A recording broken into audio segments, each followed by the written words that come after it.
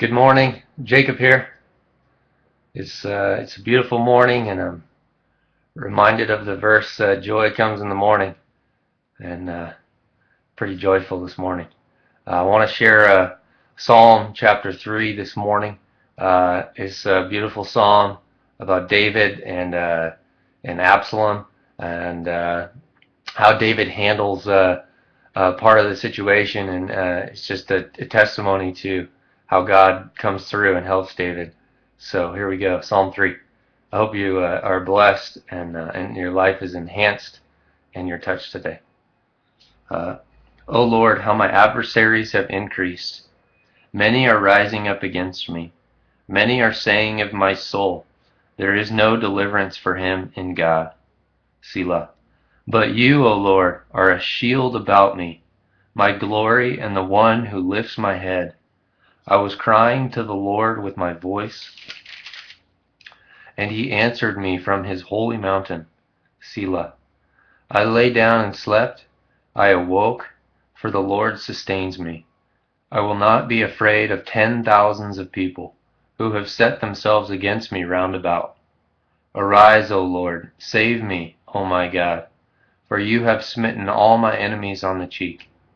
You have shattered the teeth of the wicked. Salvation belongs to the Lord. Your blessing be upon your people. Selah. This is a great psalm, and David is fleeing from his own son Absalom, and he finds himself in quite the predicament, and he's describing his foes and his adversaries all around him, and saying, and the enemy is saying, this is a prayer from David to the Lord, and he's just sharing his heart and his guts out with the Lord, saying, many are saying in my soul, there is no deliverance for him in God. And for those who are saying that towards David, that's a really proud statement of them to make. It's taking the place of God. And I really love verse 3. It says, "But you, O Lord, are a shield about me." Um, the Lord is shielding David. He's a hedge of protection. He's a barrier and a wall, and he's a covering for him in the midst of thousands of men that are seeking his life and wanting to kill him.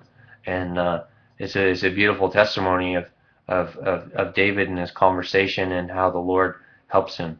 And in verse 4, David says, "I was crying to the Lord with my voice, and he answered me from his holy mountain." David is on the run. He's fleeing for his life.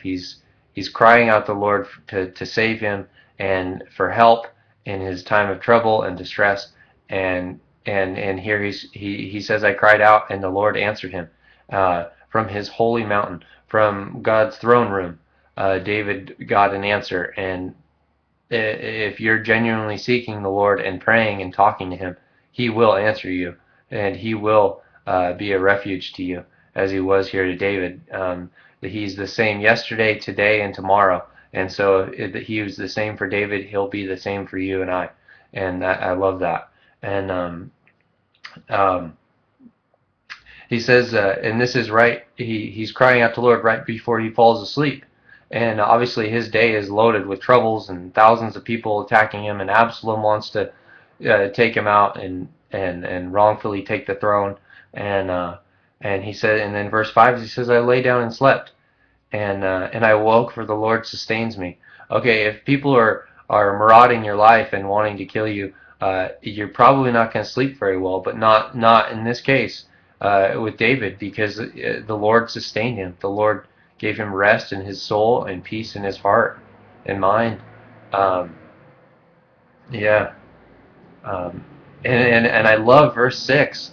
It's maybe my most favorite verse, because David wakes up and he has a totally different outlook on life and totally different perspective on the day ahead, and he has a resolve that the Lord has given him.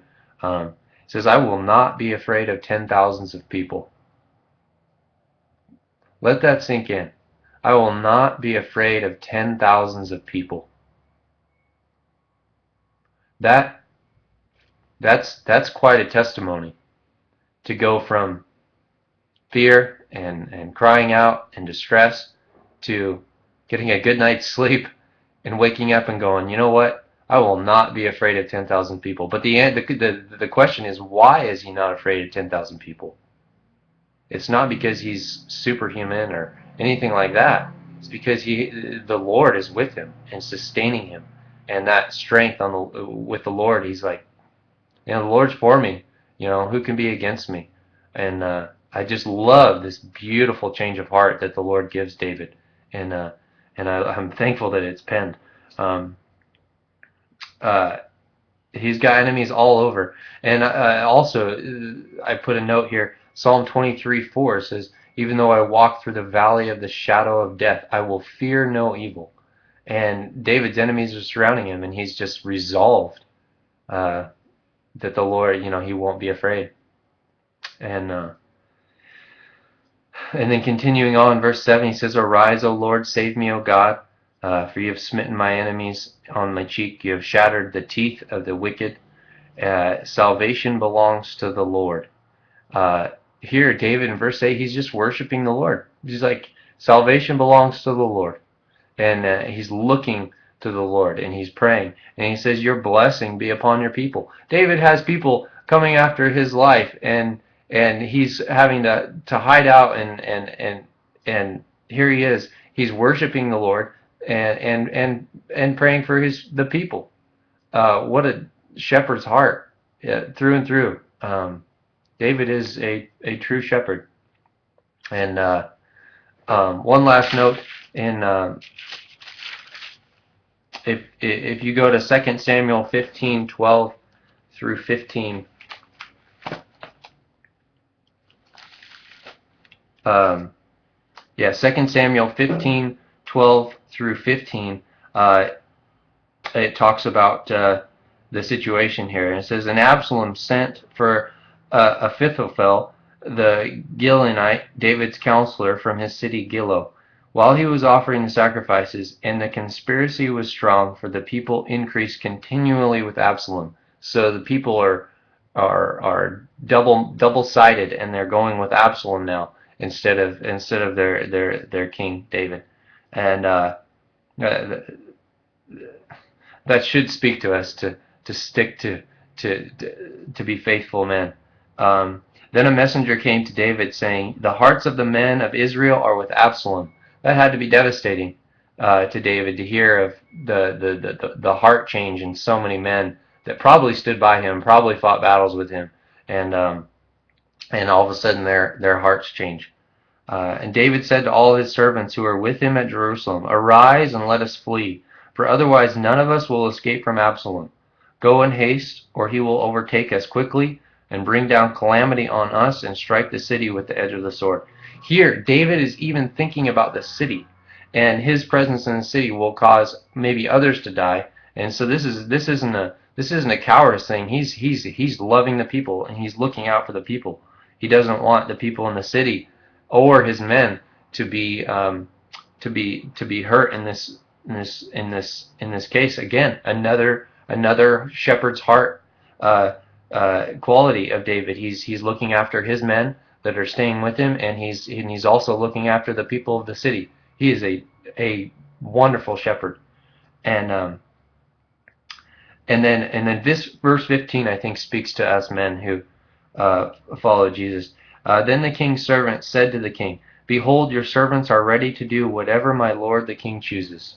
David's men are faithful, and they're just ready. Okay, Lord, what do you want? In this case, it's to David, and but we have that same faithfulness and same heart that we should have towards the Lord.